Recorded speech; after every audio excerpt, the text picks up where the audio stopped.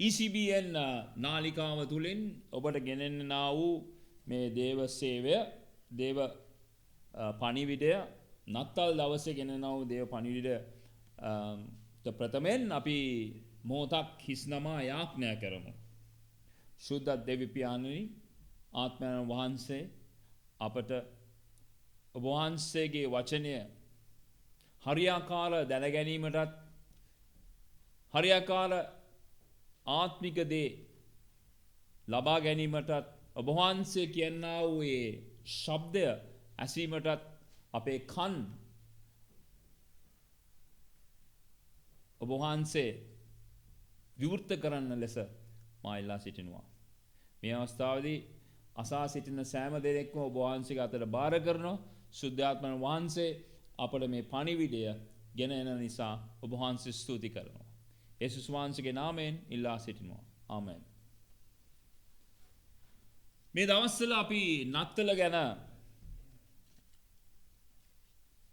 බොහෝ කරුණු බොහෝ දේවල්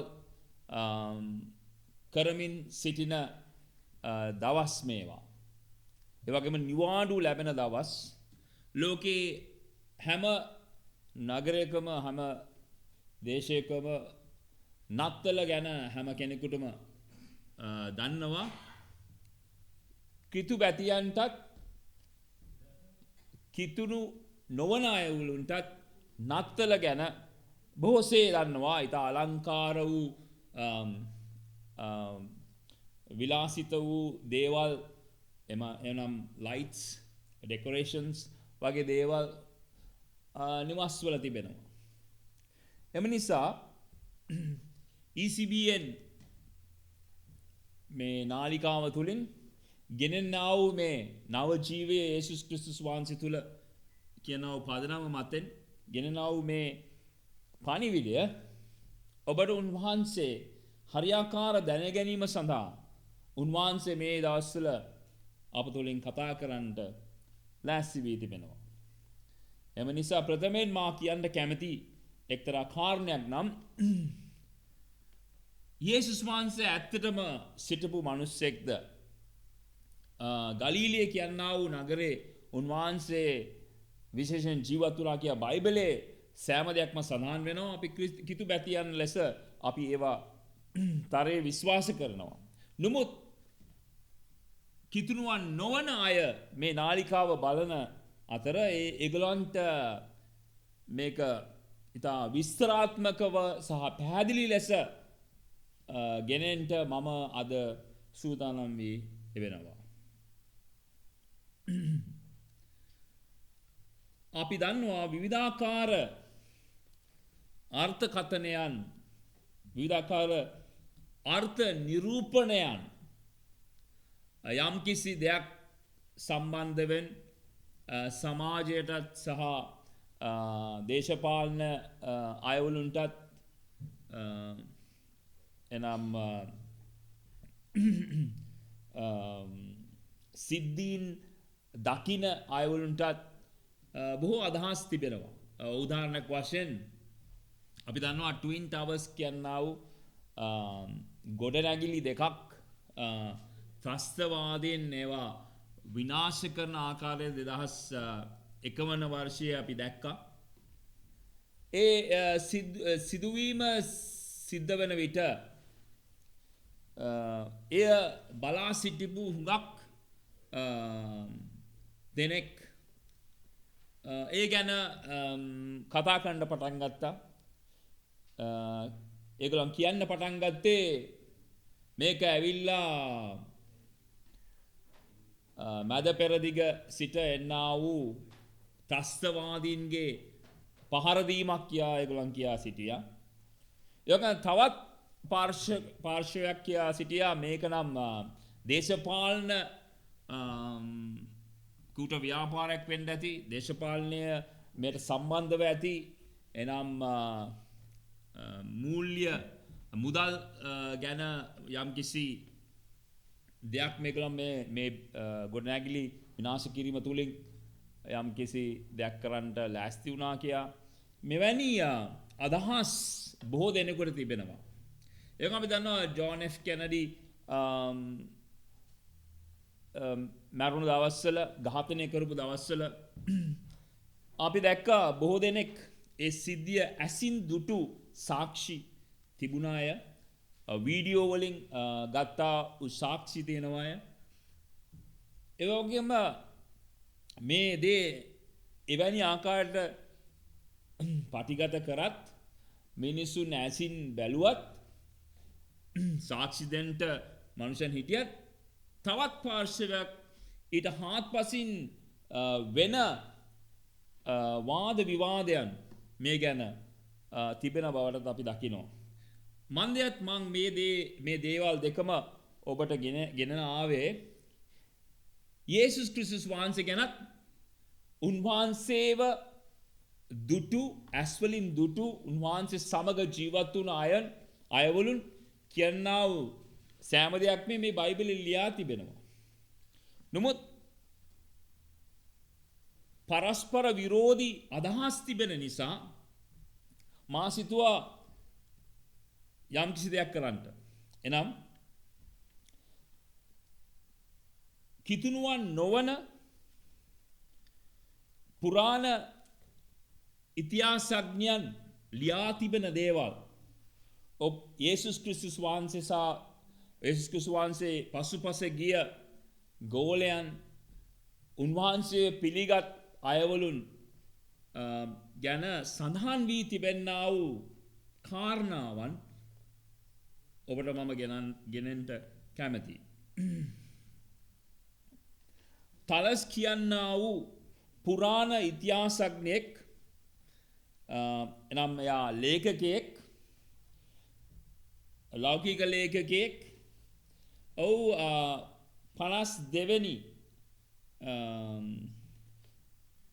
ක්‍රිස්තු වර්ෂ 52 වෙනි ක්‍රිස්තු වර්ෂයේදී සිටපු මිනිසෙක්. ඒ මිනිසයා ක්‍රිස්තුස් වහන්සේ ගැන එනම් ක්‍රිස්තුස් කියන්නා වූ මිනිසයා ගැන යේසුස් කියන්නා වූ මිනිසයා ගැන ලියා තිබෙනවා. ඒ ලියා තිබෙන දේවල් සහතික කිරීම සඳහා ක්‍රිස්තු වර්ෂ 221 වෙනි ක්‍රිස්තු වර්ෂයේ තවත් ලේඛකයෙක් ජූලියස් කියන්නා වූ ලේඛකයෙක් ඉතිහාසඥයෙක් තලස් ලිව්වා වූ ක්‍රිස්තු වර්ෂ 52 වෙනි අවුරුද්දේ තලස් ලිව්වා වූ දේවල් සහතික කරමින් එය සත්‍යතාවය ඔප්පු කරමින් ඔහුත් ලියා තිබෙනවා. දැන් මේ ඉතිහාසඥයන් ක්‍රිස්තුස් යේසු කිතුනුවන් නොව ක්‍රිස්තුස් වහන්සේ පසුපස ගිය අයවලුන් නොව ක්‍රිස්තුස් වහන්සේ පිළිගත්තු අයවලුන් නොව. ඒ වගේම අපි දකිනවා ක්‍රිස්තු වර්ෂ 56ත් 120ත් අතර තවත් කොර්නේලියස් කියන්නා වූ තවත් ලේඛකෙක් සිටියා. ඔහුත් විශ්ලේෂණ කිරීම තුළින් සහ ලිපිලේඛන පුරාණ ලිපිලේඛන තුළින් ඔහුත් ඔප්පු කරනවා යේසුස් කියන්නා වූ මිනිසයා මෙවැනි වකවානු තුල ජීවත් වුණ අය ඔහු පසුපස යම්කිසි සෙනගක් ගියාය කියා ඔහු සඳහන් කරනවා. මම තවත් ලේඛකෙක් ගත්තා එනම් සිරියාවේ සිටින ලේඛකෙක්. ඔහු වාද විවාද කරන්න පුළුවන් ලේඛකෙක්. ක්‍රිස්තුස් වර්ෂ 70 ඔබට මතක ඇති බයිබලයේ සඳහන් වෙනවා ක්‍රිස්තු වර්ෂ 70 දී යෙරුසලමේ තියෙන දේවමාලිගාව ගොඩ නැගුවා කියා ඒ සඳහන් වෙනවා. ඒ වකවාන තුල මේ ලේඛකයා ලියා තිබෙනවා මේ යේසුස් කියනා වූ මිනිසයා ඇවිල්ලා ඊටමත් බුද්ධිමත් රජු කෙනෙක් කියා ලියා තිබෙනවා. අපි දකිනවා ජොසීෆස් කියනා වූ මෑතකදී කිව්වත් මේ 93 වෙනි ක්‍රිස්තු වර්ෂයේදී ඔහු ලියා තිබෙනවා යේසුස් කියනා වූ මිනිසයා ඊටමත් බුද්ධිමත් මිනිසෙක් කියලා ලියා තිබෙනවා. ඒ වගේම ටැල්මඩ් කියනා වූ ලියකිවිලි වල යුදෙව්වන්ගේ ලියකිවිලි වල යේසුස් වහන්සේ ගැන සඳහන් වී තිබෙනවා. මම මේ කරුණ ගෙනාවේ ක්‍රිස්තුස් වහන්සේව පසුපස නොගිය කිතුනුවන් නොවන ලේඛකයන් දෙන්නා වූ සාක්ෂීන් මම මේ ලෝකයේ තිබෙන්නා වූ යේසුස් වහන්සේ ගැන තිබෙන්නා වූ ලෝකයේ තිබෙන්නා වූ සත්‍ය සාක්ෂියන් මං ගෙනාවේ බයිබලයට හාත්පසින්ම තිබෙන්නා වූ සාක්ෂීන් නිසා සහ මේ නාලිකා තුලින් කිතුනුවන් නොවන අයවලුන් බලා සිටින නිසා ඔවුන්ටත් යම්කිසි විදියකින් මේ ඔප්පු කිරීම සඳහා යේසුස් කියනා වූ මිනිසෙක් ජීවත් වුණා කියනා වූ ඒ කරුණ පැහැදිලි කිරීම සඳහා තමයි මම ඒ සොයා ගැනීම කරේ. ඒ වගේම තවත් සඳහන් වීමක් තිබෙනවා. යේසුස් වහන්සේ ඇවිල්ලා ක්‍රිස්තු පූර්ව 4ත් 6ත් අතර උන්වහන්සේ ඉපදුනා කියා බෙත්ලෙහෙම් නුවරේ ඉපදුනා කියා සාක්ෂි දරනවා. ඒ වගේම අපි බයිබලයේ දකිනවා මතේතුමාගේ සුභාරංචියේ 2 වෙනි පරිච්ඡේදයේ 1 වෙනි පදයේ හෙරෝද් කියනා වූ පාලකෙක් සිටියා ගියා. ඒ වකවානුව තුල ක්‍රිස්තුස් යේසුස් වහන්සේ ඉපදුනා කියා තිබෙනවා. ඒ වගේම ක්‍රිස්තුස් වර්ෂ 27ත් 29ත් අතර උන්වහන්සේ දේශනාකාරයෙක් ලෙස දේශනා කරමින් සිටියා කියා සඳහන් වෙනවා. ඒ වගේම ක්‍රිස්තුස් වර්ෂ 30යි 36යි අතර උන්වහන්සේව මරණයට පාත් කරා කියා එහි සඳහන් වෙනවා. මේ කරුණු ඉතා වැදගත් කරුණුයි. මක්නිසාදයක් ඉතිහාසගත දේවල් සඳහන් වී තිබෙන නිසා මම මේ දේවල් ඇත්ත වශයෙන්ම සිදුවුණා කියලා නිකම් මනක්කල්පිත මේ නායකයෙක් සිටියා කියනා වූ දේට පරස්පර විරෝධීව මම මේ දේවල් සඳහන් කරනවා. තව මතයක් තිබෙනවා දැනටත් එය ඉතා මේ උසස් කොට ගන්නා වූ කරුණක්. මක්නිසාද උන්වහන්සේ ඉපදෙන්නට ප්‍රථම දේවදූතයෙක් ඇවිත් මරියතුමියට කියනවා ඔන්න ඔබට ආත්මයන් වහන්සේගේ අභිෂේකයෙන් ලැබෙන්නට යන්නා වූ මේ දරුවා දෙවියන් වහන්සේගේ පුත්‍රයාය කියා මාර්තු මාසේ 25 වෙනි දවසේ මේ සිද්ධිය සිදු වුණා කියා අදත් ඒගොල්ලෝ විශ්වාස කරනවා අදට. එතකොට මාර්තු මාසේ 25 වෙනිදා ඉඳලා මාස 9ක් සාමාන්‍ය වශයෙන් දරුවෙක් පිළිසිඳින නම් මාස 9ක් අවශ්‍යයි. එතකොට මාර්තු 25 වෙනිදා සිට දෙසැම්බර් 25 වෙනිදා දක්වා මාස 9ක් සම්පූර්ණ වෙනවා. එතකොට අපිට එතනින් උත් පැහැදිලි ලෙස පෙනී යනවා මොකද මක්නිසාදයක් දෙසැම්බර් 25 වෙනිදා පමණ උන්වහන්සේ ඉපදෙන්නට ඇති කියනා වූ කරුණට අපි ළඟා වෙනවා. දැන් රෝමේ මේ උත්සවයක් තිබෙනවා. මේ සීතල දවස්වල දෙසැම්බර්ට කිට්ටු වෙන දවස්වල ඒගොල්ලන් උත්සවයක් තිබෙනවා. මක්නිසාද සැටර්න් කියනා වූ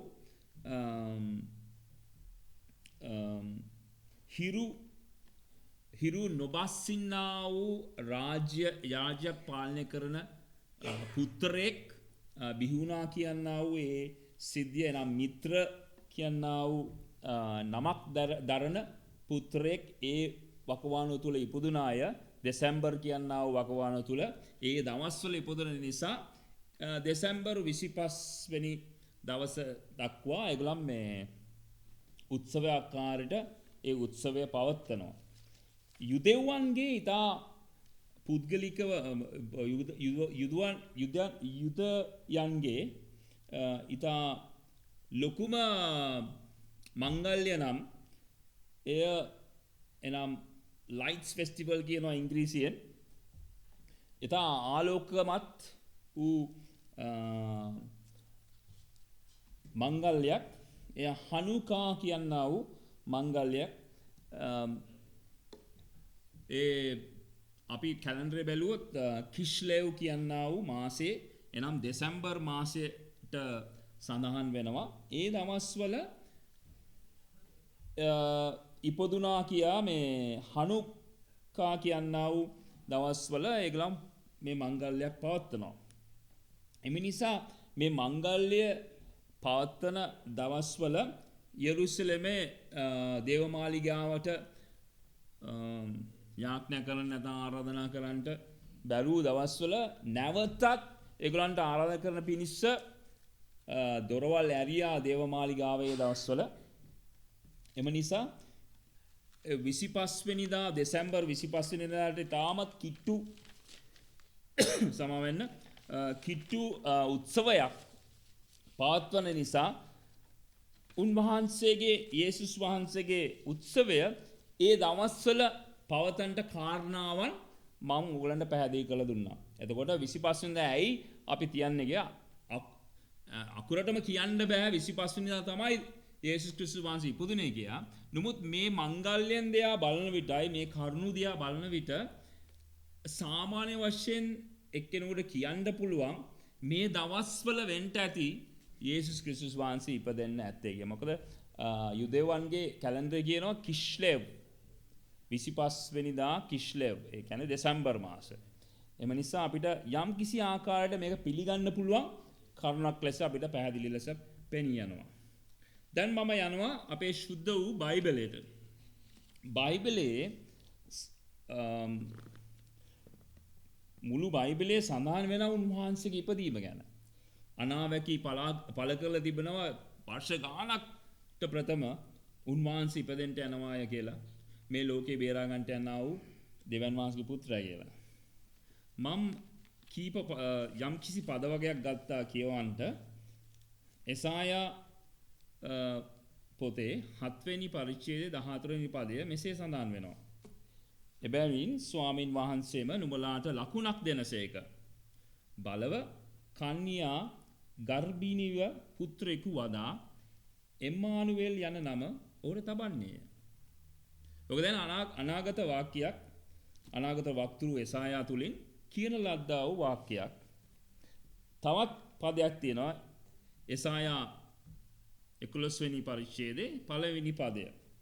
තවද එසේ යේසුස් වහන්සේගේ කඳින් යෙස්සේගේ කඳින් අංකුරයක් නික්මෙන්නේය. ඔහුගේ මුල් වලින් වූ පැලයක් ඵල දරන්නේය කියා මේ සඳහන් වී තිබෙනවා උන්වහන්සේගේ ඉපදීම ගැන. අලුත් කිවිසුමට අපි යන විට අපි දකිනවා යොහාන් තුමාගේ සුභාරංචියේ පළවෙනි පරිච්ඡේදයේ 14 වෙනි පදය මෙලෙස සඳහන් වෙනවා. තවද වාක්‍යානෝ මාංශවත් වී කරුණාවෙන්ද සත්‍යෙන්ද පූර්ණව අප අතරෙහි වාසය කළසේක. යා ඊට පැහැදිලි ලෙස සඳහන් වෙනවා යේසුස් ක්‍රිස්තුස් වහන්සේ මිනිසයන් අතර ජීවත් වුණා කියා. දේව පුත්‍රයාණන් මිනිසයන් අතර ජීවත් වුණා කියා එහි සඳහන් වෙනවා. මං කැමති සුදව් ලූක් තුමාගේ සුභාරංචියේ පළවෙනි පරිච්ඡේදයේ 30 වන පදයේ සිට 35 වෙනි පදය දක්වා අපි හැම වර්ෂයකම කියවනවා නත්තල් දේශනයේදී මේ පදයන් අපි කියනවා. මතේ තුමාගේ සුභාරංචියේ පළවෙනි පරිච්ඡේදයේ 18 සිට 25 දක්වත් එය සඳහන් වී තිබෙනවා. මම ලූක් තුමාගේ සුභාරංචියේ පළවෙනි පරිච්ඡේදයේ 30 වෙනි පදයේ සිට 35 වෙනි පදය දක්වා මම කියවන්න කැමතියි. 30 වෙනි පදය දේව දූතයා ඈට කතා කොට මරියා බය නොවන්න මක් නිසාද නුඹට දෙවියන් වහන්සේගෙන් කරුණාව ලැබුණේය. 31 වෙනි පදය බලව නුඹ ගර්භණීව පුත්‍රයෙකු බිහි කරන්නීය. උන්වහන්සේට යේසුස් යන නාමය තබන්න. 32 වෙනි පදය උන්වහන්සේ උතුම් වූ මහෝත්තමයාණන්ගේ පුත්‍රයා නොයයි කියනු ලබන්න සේක. උන්වහන්සේගේ පිය වූ දාවිද්ගේ සිංහාසනය දෙවි ස්වාමින් වහන්සේ උන්වහන්සේට දෙනසේක. 33 වෙනි පදය උන්වහන්සේ යාකෝබ්ගේ වංශය කෙරෙහි සදාකාලයට රජකම් කරනසේක. උන්වහන්සේගේ රාජ්‍ය කෙලවර නොවන්නේ යයි කීවේය. 34 පදේ එවිට මරියා දේවදූතයාට කතා කොට මා පුරුෂයෙකු නැදින සිටින බැවින් මේක වෙන්නේ කෙසේදයි ඇය ප්‍රශ්න කරා. 35 වෙනි පදය දේවදූතයා ඈට උත්තර දෙමින් සුද්ධාත්මයන් වහන්සේගේ නුඹ කෙරෙහි පැමිණෙනසේක. සුද්ධාත්ම වහන්සේ නුඹ කෙරෙහි පැමිණෙනසේක මහෝත්තමයාණන්ගේ ආනුභාවය නුඹ වසා ගන්නේය. ඒ නිසා උපදින්ට සිටින තැනැත්තේ ශුද්ධය දෙවියන් වහන්සේගේ පුත්‍රයාණෝයයි කියනු ලබනසේක. ආමෙන්. එතා පැහැදිලි ලෙස එතන සඳහන් වෙනවා ඒ සිද්ධිය මරියතුමීට උන්වහන්සේගේ දේවදූතෙක් පැමිණ මේ දේ සඳහන් කරන ආකාර අපි දකිනවා. යොහන්තුමාගේ සුභාරංචියේ 9 වෙනි පරිච්ඡේදයේ 39 වෙනි පදය උපන්දා සිට අන්ධ වූ සිටින මිනිසෙක් ගැන සඳහන් වෙනවා. පළවෙනි පදයේදී උන්වහන්සේ ආශිර්වාද කොට ඒ අන්ධ මිනිසයාට නැවත පෙනීම දෙනවා. නමුත් උන්වහන්සේ සඳහන් කරනවා ඒ පරිච්ඡේදයේ 39 වෙනි පදය යේසුස් වහන්සේ කතා කොට ඇස් පෙනෙන උන්ට පෙනෙන පිණිසත් ඇස් පෙනෙන උන් අන්ධ වෙන පිණිසත් විනිශ්චය සඳහා මේ ලෝකයට ආවේ මේ කීසේක. මේ කිව්වේ උන්වහන්සේ වෙනත් අර්ථයක් කරනකොටගෙන එනම් ආත්මික අර්ථයක් කරනකොටගෙන උන්වහන්සේ මේ දේ සඳහන් කරනවා. ආත්මික අන්ධභාවය ගැන උන්වහන්සේ පෙන්වා දෙනවා. පාපයෙන් මිදීමට නම් උන්වහන්සේ ගැලුම්කාරී ලෙස මේ ලෝකේ පිළිගන්න යුතුයි කියා උන්වහන්සේ එතනදී සඳහන් කරනවා. ඒ වගේම මේ පදවලින් අපිට පැහැදිලි ලෙස බයිබලයේ ඉතා පැහැදිලි ලෙස කියනවා අපිට උන්වහන්සේ ඉපදුන දවසක් උන්වහන්සේ ඉපදුන ඒ දවස්වල කොහොමද මේ දේවදූතයන් ඇවිල්ලා මරියතුමිට කතා කොට උන්වහන්සේගේ නාමය තියන්න කියන ආකාරය අපි දකිනවා. දැන් අපි දැක්කා ලෞකික ආකාරයෙන් ලියන ලද ලේඛන වලින් උන්වහන්සේ යේසුස් කියනා වූ පුද්ගලෙක් සිටියාය කියා. ඒ වගේම බයිබලයේ අපි දැක්කා සඳහන් කරන බොහෝ දේව වචනයන් තිබෙනවා. නමුත් සුළු වශයෙන් මා ගත්ත දේවසන අනාවැකිත් තිබෙනවා යේසුස් ක්‍රිස්තුස් වහන්සේ ඉපදෙන්න යනවා කියා. අලුත් කිවිස අපි දැක්කා උන්වහන්සේ ඉපදුන ආකාරයත් උන්වහන්සේ මේ ලොවට පැමිණෙන මූලික කාරණය මොකක්ද කියා අපි යොහන්තුමාගේ සුභාරංචියේ 9 වෙනි පරිච්ඡේදයේ 39 වෙනි පදයේ ඉතා පැහැදිලි ලෙස උන්වහන්සේ සඳහන් කරනවා. අපි පෞකාරයෙන්ම සිටියේදී රෝම පොතේ ලියනවා 5 වෙනි පරිච්ඡේදයේ 8 වෙනි පදය අපි පෞකාරයෙන් සිටියේදී මේ සුද්ධ වූ දෙවියන් වහන්සේ අප සොයා ආවා. මක්නිසාදයත් යොහන්තුමාගේ සුභාරංචියේ 3 වෙනි පරිච්ඡේදයේ 10 වෙනි පදයේ සඳහන් වෙනවා උන්වහන්සේ මේ ලෝකයේ තරම් ප්‍රේම කරපු නිසා තමන්ගේ එකම ජාතක පුත්‍රයාණන් මෙලොවට උන්වහන්සේ යවුවා ගියා. මේ නත්තල් සමයේදී නත්තල් දවසේදී අපි මේ දේවල් අපේ සිත් සතහන් වල සඳහන් කරන්න බොහෝමත්ම අවශ්‍යතාවයක් තිබෙනවා. මක්නිසාද උන්වහන්සේ ඔබත් මාත් සොයා ආවා. අපට ගැලවීම දෙන පිණිස. මොකද ක්‍රිස්තුස් වහන්සේ නැත්තම් අපිට ගැලවීම ලබා ගන්නට බෑ. ගැලවීම කියනා වූ ඒ ඊතා උතුම්ම ත්‍යාගය ලබා ගැනීමට යේසුස් වහන්සේ මේ ලෝකෙට ත්‍යාගයක් ලෙස ආවා. නොමිලේ දෙන්නා වූ මේ ත්‍යාගය ලබා ගැනීමට උන්වහන්සේ කියනවා එලිදරව් 3 වෙනි පරිච්ඡේදයේ 20 වෙනි පදය මම දොර ළඟ සිට තට්ටු කරනවා. ඔබ දොර ඇරියොත් මා ඔබ සමග ඇවිලා වාසය කරනවා. වාසය කරමින් ඔබ සමග භෝජනය කිරීමට මා ඔබ සමග සහභාගී වෙන්න කැමතියි කියලා යේසුස් ක්‍රිස්තුස් වහන්සේ කියනවා. ඔබත් මාත් පිළිගත්තා වූ යේසුස් වහන්සේ මේ ලෝකීය නොදන්නා වූ ඒ යේසුස් වහන්සේ මේ නත්තල් සමයේදී අපි ගොස් ඒ සහෝදර සහෝදරවල ගිහිල්ලා අපි කියමු යේසුස් වහන්සේ ඔබවත් සොයා ආවා කියලා මේ අන්ධකාර ලෝකයේ මේ පාපයෙන් පිරුණා මේ ලෝකයෙන් යක්ෂයාගේ මේ කූට ව්‍යාපාරයට අහු වී අන්ධකාරයෙන් මහා ගැටලු මැදියේ සිටිනා වූ මේ මිනිසයන්ව ගලවා ගැනීමට යේසුස් ක්‍රිස්තුස් වහන්සේ මේ නත්තල් කියනා වූ මේ දවසේ උන්වහන්සේ මේ ලොවට පැමිණියා කියලා අපි මේ සුද්ධ ලියවිලි ලියා තිබෙනා වූ මේ පදයන් ඒ පණිවිඩය අපි රැගෙන යමු. අපි නිවසේ අපි සරසලා ලස්සනට සරසලා අපි විතරක් මේ උත්සවය කිරීමට නොව අනික් අයවලුන්ටත් මේ නත්තල් කියනා වූ ආර්ථය ගෙන එනම සඳහා අපි ගොස් උන්වහන්සේ ගැන කියමු. ඒගොල්ලන්ටත් ඒ පණිවිඩය දෙමු. එවිට මේ ගැලුම්කාර යේසුස් ක්‍රිස්තුස් වහන්සේ පිළිගැනීමටත් ඔවුන්ගේ යේසුස් වහන්සේ ඔවුන්ගේ දෙවියන් ලෙස පිළිගැනීමටත් අපිට අවස්ථාවක් ලබා දෙන්න පුළුවන් කියලා මා විශ්වාස කරනවා. අපි එලෙස කරමු. සුබ නත්තලක් වේවා. ආමෙන්.